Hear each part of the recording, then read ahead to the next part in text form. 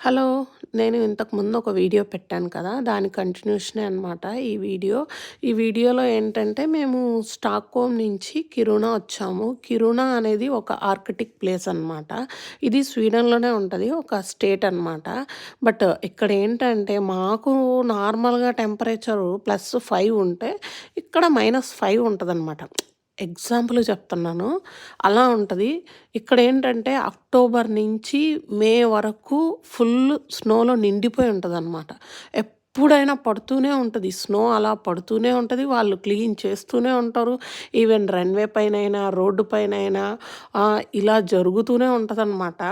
మాకు స్టాక్‌హోమ్‌లో పడుతుంది కానీ, ఇలా అయితే పడదు. మాకు కొంచెం కొంచెం గ్యాప్ వస్తూ ఉంటది. స్నోఫాల్ పడుతూ ఉంటది. వాన పడుతూ ఉంటది. మధ్యలో అప్పుడప్పుడు ఎండ కూడా ఒక్కొక్క రోజు కనిపిస్తది. ఎప్పుడో 10, 15 రోజులకి. బట్ ఇక్కడేంటంటే వెదర్ అయితే చాలా డ్రాస్టిక్‌గా ఉంటదనమాట. ఎప్పుడు మైనస్సుల్లోనే ఉంటది.